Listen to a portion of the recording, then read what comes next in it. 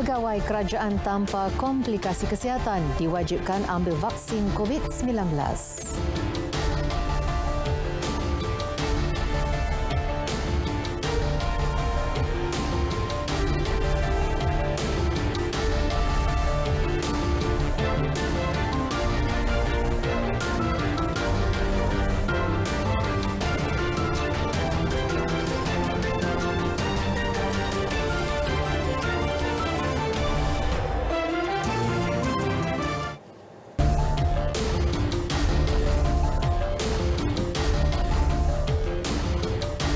Assalamualaikum dan salam sejahtera saudara. Anda bersama saya Nurul Alis, Aidil Akhbar untuk laporan berita tengah malam ini.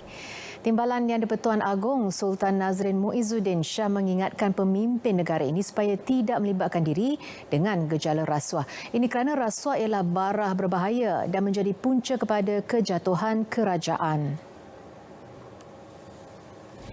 Ummah merindui kepimpinan yang tidak melakukan kezaliman, tidak menindas, tidak menipu dan tidak bersifat munafik. Ummah semakin menyuarakan kerinduan untuk dianugerahkan kepimpinan yang tidak rasuah, tidak menyalahgunakan kuasa, tidak mengamalkan nepotisme dan tidak bersifat pecah amanah. Baginda bertitas sempena sambutan Maulidur Rasul peringkat kebangsaan. Pegawai kerajaan yang gagal melengkapkan imunisasi COVID-19 boleh dikenakan tindakan tata tertib atau ditamatkan perkhidmatan. Ia berkuat kuasa setelah dasar baharu berhubung imunisasi melibatkan penjawat awam dilaksanakan mulai 1 November ini. Perkara tersebut telah dijelaskan menerusi Perkeliling Perkhidmatan Bilangan 4 tahun 2021 bertarikh 18 Oktober. Bagi pegawai yang tidak boleh mengambil vaksin atas sebab kesihatan, Ketua Jabatan boleh mengarahkan individu berkenaan untuk membuat pemeriksaan kesihatan dengan pengamal perubatan berdaftar.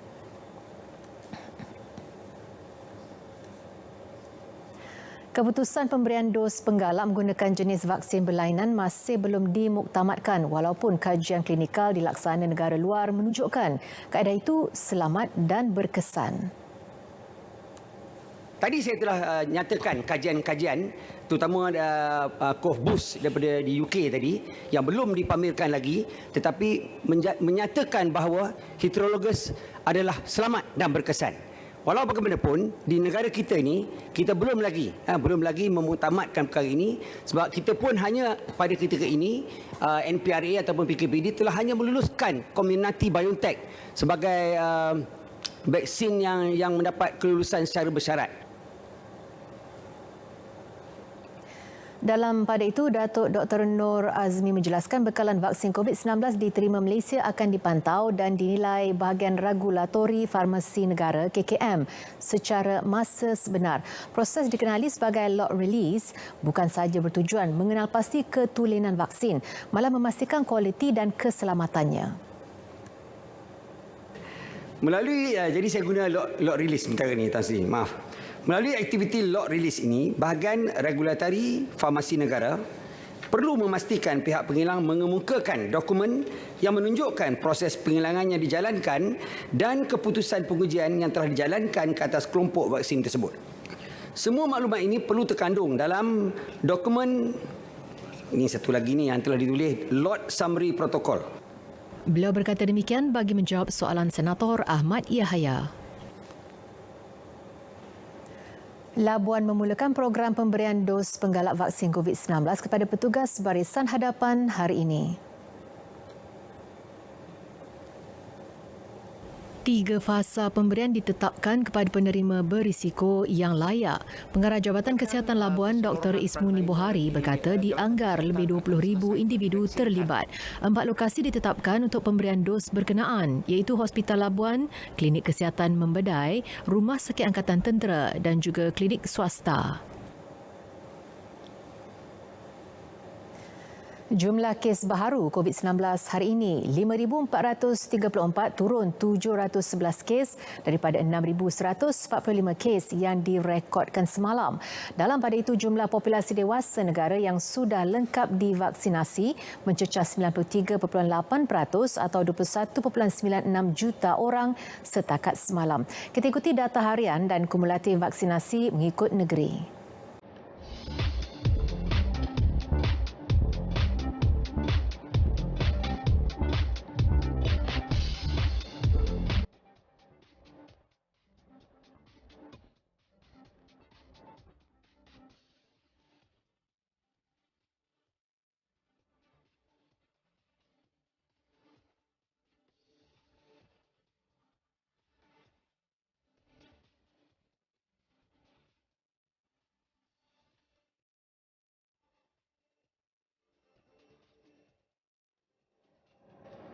(15) kluster baharu dikenal pasti hari ini. Perkara itu dimaklumkan Ketua Pengarah Kesihatan Tan Sri Dr. Nur Hisham Abdullah.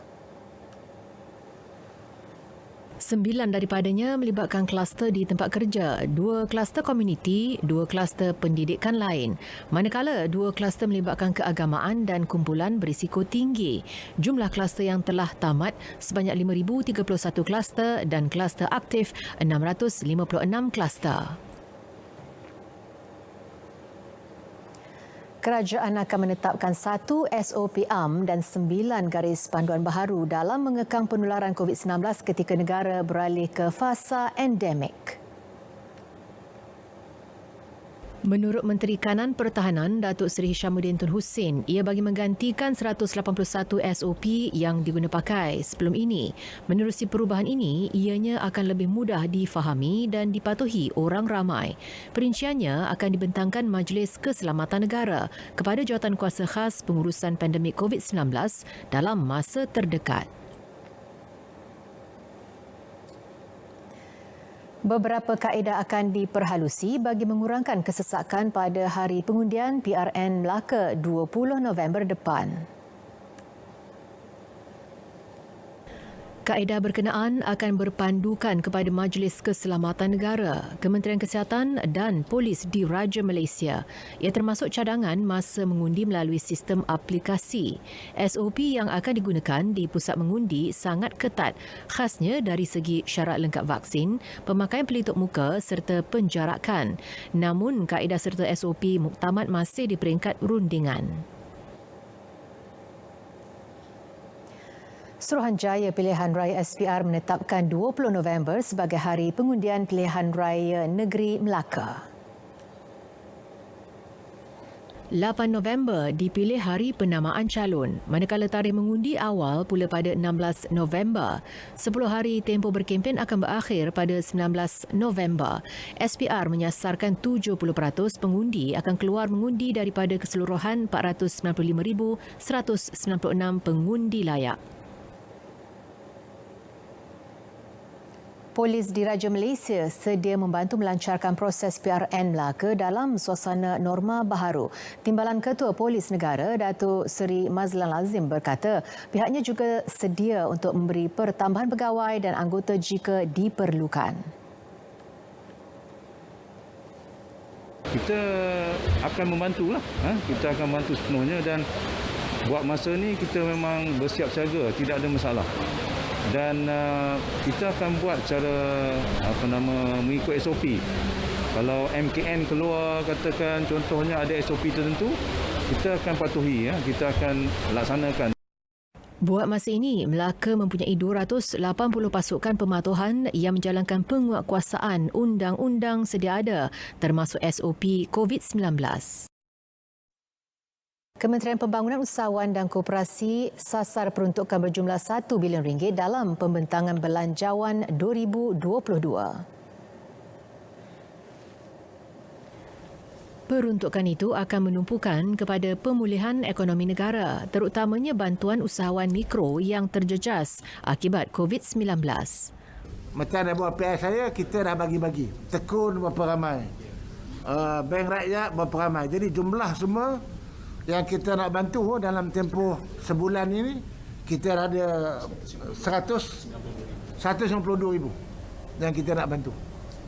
Mengikut pecahan-pecahan telah pun saya bagi, mengikut agensi-agensi di bawah kementerian saya. Tekun berapa banyak, Bank Rakyat berapa banyak, SME Corp berapa banyak. Jadi jumlah semua ada 197,000. Itu KPI saya. Bermakna dalam tempoh 100 hari ini saya kena capai KPI saya. Pihak berkuasa tempatan PBT sentiasa terbuka dengan perkembangan digital. Ia berupaya membantu peniaga terutamanya industri kecil dan sederhana IKS memacu operasi dan memastikan kemampanan perniagaan mereka lebih cekap dan mudah. Sebagai contoh, PBT di Pulau Pinang telah melaksanakan inisiatif pembayaran tanpa tunai di 56 buah pasar awam di Pulau Pinang yang melibatkan 1,512 orang penjaja dengan nilai transaksi perpindahan wang transaksi itu sebanyak 7.15 juta. Selain itu, PBT di Selangor turut membantu mempromosi program Selangor e-Bazar Raya melalui Shopee kepada peniaga bagi meningkatkan penjualan dalam talian. 8 pakej rangsangan ekonomi dengan nilai keseluruhan RM530 bilion diperuntukkan. Ia bertujuan membiayai bantuan tunai secara langsung bagi golongan B40 dan M40. Sebagai langkah meningkatkan aliran tunai rakyat, kerajaan juga telah melaksanakan pemberian moratorium pinjaman secara automatik selama 6 bulan di bawah pakej prihatin dan seterusnya diperkenalkan semula di bawah pakej pemulih. Ini sedikit sebanyak berjaya meringankan beban komitmen kewangan rakyat dan membolehkan mereka untuk menumpukan kepada perbelanjaan harian yang lebih memerlukan.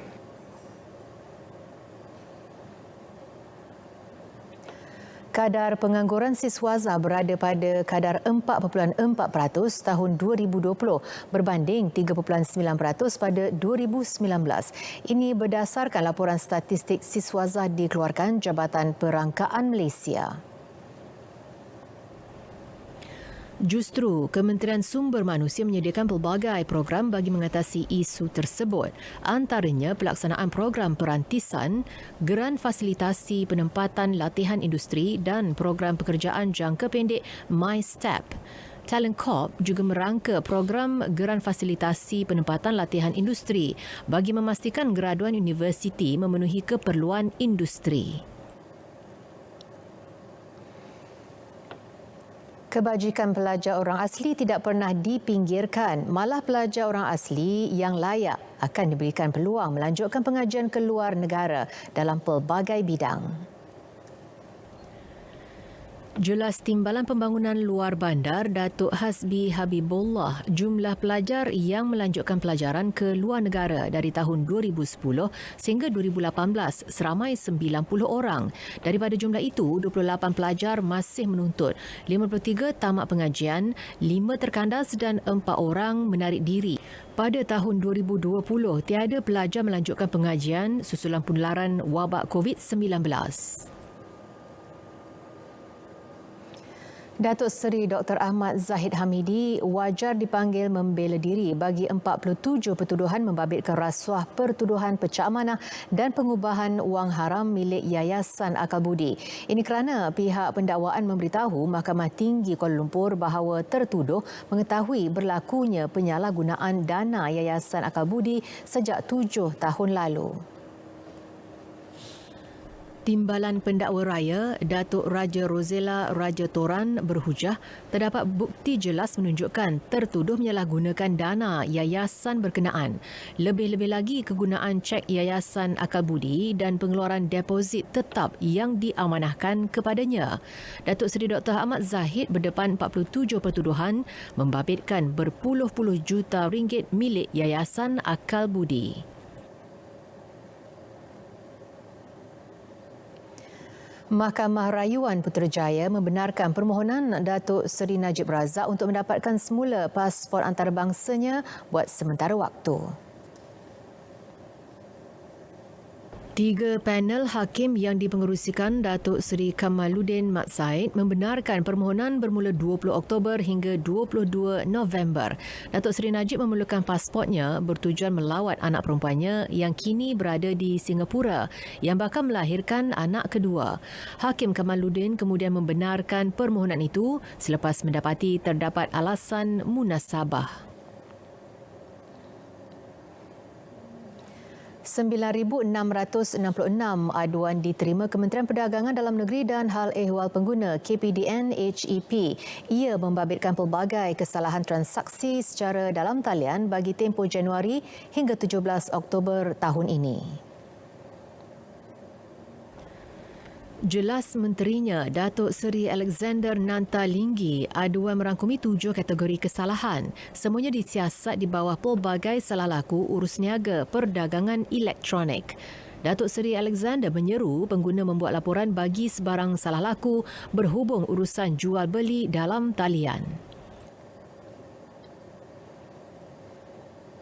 Dalam perkembangan berbeza, KPDN HEP memaklumkan telah menerima 42 kes berhubung isu logam berharga tahun lepas yang melibatkan nilai rampasan lebih RM53,400. Manakala RM7,700 kompaun telah dikeluarkan dan denda RM20,000 dikenakan kepada syarikat atau individu terlibat. Kemas ini, dan pada tahun ini saja kita ada 11 kes melibatkan aduan-aduan melibatkan barang-barang kemas. Jadi untuk itu kami mengambil langkah yang serius, mengambil pendekatan yang lebih serius untuk memastikan tidak berlaku sebarang salah laku dalam industri yang menjual barang emas ini, terutama kepada pengguna-pengguna kita. Jadi oleh sebab itulah pegawai-pegawai kami daripada bahagian kuasa akan terus menjalankan pemeriksaan di seluruh negara. Tak kiralah sama ada perniagaan tersebut kecil ataupun besar, yang berjenama ataupun tidak berjenama. Seorang individu ditahan kerana memiliki 7 guni berisi daun ketum. Malah dia juga didapati tidak lengkap dos vaksin dan melakukan kesalahan merentas negeri.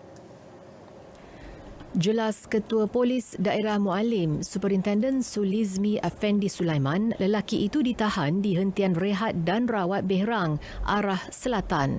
Hasil siasatan, polis berjaya merampas daun ketum seberat 60 kg bernilai RM2,400. Suspek dikenakan kompaun RM2,000 dan direman selama 4 hari sehingga 20 Oktober ini.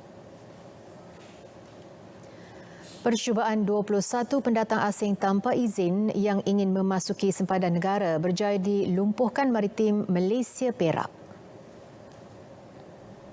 Jelas pengarahnya, Kapten Maritim Syarizan Rahman berkata kesemua mereka terdiri daripada 15 lelaki dan 6 wanita berjaya ditahan. Namun, 5 tekong yang terlibat telah melarikan diri setelah bot yang dinaiki mereka rosak. Berkenaan dengan tangkapan yang kita dapati, bot memang bergerak dari Tanjung Balai, Indonesia menuju ke perairan Sekincan. Namun bot mengalami kerosakan dan hanyut selama 2 hari dan dijumpai di Kepulauan Seribu. Di Terengganu pula, Maritim telah menahan 2 bot Vietnam yang menceroboh perairan negara serta menyamar sebagai bot nelayan tempatan. Bot berkenaan ditahan sekitar 60 batu nautika dari Timur Laut Kuala Terengganu kemarin. Jelas Timbalan Pengarah Operasi Maritim Terengganu, Komander Maritim Arifin Ghazali, kapal KM Gemia yang digunakan dalam operasi pemantauan berjaya mengesan 2 bot nelayan asing. Bot berkenaan mempunyai nombor pendaftaran tempatan, namun didapati mempunyai ciri-ciri bot asing. Hasil pemeriksaan lanjut mendapati terdapat 18 kru termasuk tekong warga Vietnam tanpa sebarang dokumen diri yang sah. Percutian sebuah keluarga di Pulau Pinang berakhir tragedi. Anak bongsu mereka maut selepas dipercayai terjatuh di bangunan hotel yang diinap mereka dekat Tanjung Bunga. Kejadian berlaku kira-kira pukul 11.30 pagi tadi. Mangsa Nur Iris Hafia Faizal berusia 6 tahun itu bersama keluarganya baru selesai mandi di kolam renang hotel berkenaan. Kemudiannya mereka sekeluarga berjalan untuk naik semula ke bilik. Elok kami sampai dekat dengan lift, ada orang keluar, dia terus lari masuk lift. Lepas tu kami pun dekat lah, jarak tak jauh pun. Lepas tu kami tak sempat masuk. Tertutup. Redha. Allah lebih sayang dia, kita redha anak syurga. Tapi memang tak sangka lah macam ni. Kau pun baru seminggu kehilangan mak. Patutlah mak kat dia. Afia pergilah cium tok kali terakhir, tengok tok. Dia kata tak apa, Afia nanti boleh jumpa tok kat syurga. Mayat kemudian dibawa ke Hospital Pulau Pinang untuk proses bedah siasat. Kementerian Alam Sekitar dan Air KASA melancarkan Minggu KASA bertemakan Green Growth Ready for Global Opportunities yang berlangsung di Pavilion Malaysia Expo 2020 Dubai. Pelancaran expo ini dirasmikan menterinya Datuk Seri Tuan Ibrahim Tuan Man. Pada expo itu, 2 memorandum persefahaman akan dimeterai syarikat Malaysia. Ia bakal menjana nilai perniagaan sebanyak RM3 bilion dalam bidang pembangunan teknologi hijau. Selain itu, 3 memorandum persefahaman dan 3 surat niat dijangka akan dimeterai antara syarikat Malaysia dan syarikat antarabangsa. Ia melibatkan jumlah potensi perniagaan berjumlah RM5.3 bilion. My Gaya Month, satu lagi program diperkenal sempena kempen Beli Barangan Malaysia 2021 KBBM. Ia antara inisiatif untuk memulihkan ekonomi penggiat industri fashion dan industri berkaitan. Bagi menggalakkan pertumbuhan sektor ekonomi tempatan melalui kempen Beli Barangan Malaysia, diharapkan ianya dapat menggalakkan lagi minat rakyat tempatan untuk membeli dan menyokong barangan fashion dan gaya Malaysia. Dalam masa yang sama, membuka mata pasaran global bahawasanya barangan kita sehebat barangan antarabangsa. Pergerakan penumpang domestik melonjak 74% September lalu berbanding bulan sebelumnya. Malaysia Airports Holdings Berhad MAHB memaklumkan peningkatan tersebut dipacu kejayaan gelembung pelancongan Langkawi serta kemajuan pelan pemulihan negara. Ini menyaksikan keseluruhan pergerakan penumpang bagi Malaysia meningkat 55% bersamaan 458,000 penumpang. Pergerakan pesawat domestik pula meningkat 20% menerusi lebih 10,000 penerbangan. MAHB optimis trend perjalanan yang menggalakkan akan berlanjutan susulan kebenaran rentas negeri dan perjalanan antarabangsa.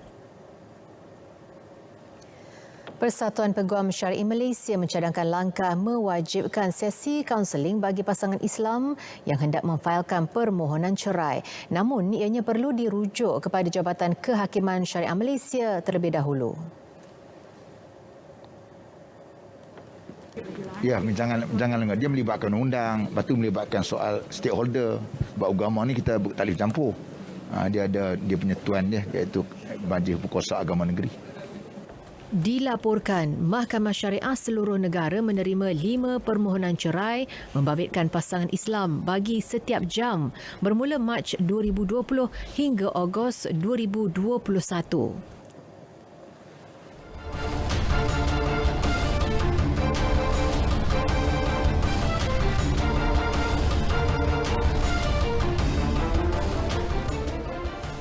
Sedikit perkembangan sukan. Persoalan mengenai status penganjuran Sukan SEA Hanoi 2021 akhirnya terjawab. Ini selepas Vietnam mengesahkan penganjuran Tamasya Dwi tahunan itu akan diadakan pertengahan Mei 2022. Menurut Presiden Majlis Olimpik Malaysia MOM Tan Sri Muhammad Nurza Zakaria, tarikh sebenar akan diumumkan Vietnam pada penghujung Oktober. Kerana penganjur menunggu tarikh akhir confirmation ataupun pengesahan daripada kerajaan Vietnam. Jelas beliau, hasil mesyuarat siang tadi, Persekutuan Sukan C turut bersetuju melantik Kemboja di dalam persekutuan itu sebagai pengerusi dan presiden bersama. Ia bagi memastikan tuan rumah Sukan C edisi ke-32 itu nanti dapat menganjurkan tamasya itu mengikut perancangan. Sukan C Vietnam 2021 sebelum ini dijadualkan berlangsung pada 21 November hingga 2 Disember tahun ini, namun ditangguhkan ekoran pandemik COVID-19.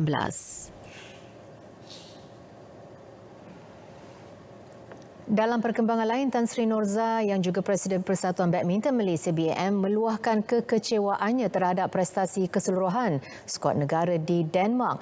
Tegasnya, tidak konsisten dan kurang daya ketahanan punca skuad Piala Thomas Negara sekadar menamatkan perjuangan di peringkat suku akhir. Saya agak kecewa sedikit kerana memandangkan pemain-pemain kita yang kita harapkan seperti Lizia, Aaron dan Soh yang sepatutnya menyumbang kepada mata kemenangan, namun mereka gagal.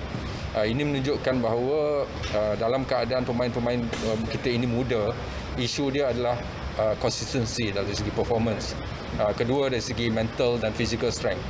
Kita lihat daripada Sudirman sampai ke masuk ke Thomas Cup dan kemudian next week Denmark Open, dari segi endurance ataupun sustainability untuk mereka back to back program ini, I think the sport science and the coach has to look into it. Malaysia menamatkan perjuangan di suku akhir Piala Thomas selepas tewas 3-0 kepada Indonesia. Tidak lepas. Sementara itu, Tan Sri Norza berkata sudah tiba masanya pihak kejurulatihan mencari jalan melahirkan lebih banyak pemain berpotensi untuk diketengahkan di peringkat antarabangsa. Kita harus reduce the gap between other single player, Eng Ziyong and Long Jun Hao, Adil Soleh untuk chase Lizia. Contohnya bila kita cakap men's double, siapa men's double kita nombor 2? Tak ada. So I think we cannot be reliant on Aaron and Soh all the time. Saudara, berita tengah malam berakhir di sini. Bagi anda yang ingin merentas negeri, pastikan anda lakukan ujian kendiri COVID-19 sebelum memulakan perjalanan. Jaga keselamatan diri dan ahli keluarga anda. Yang sahih hanya di Berita RTM. Saya Nur Alis Aidil Akhbar mengucapkan Assalamualaikum dan selamat malam Malaysia.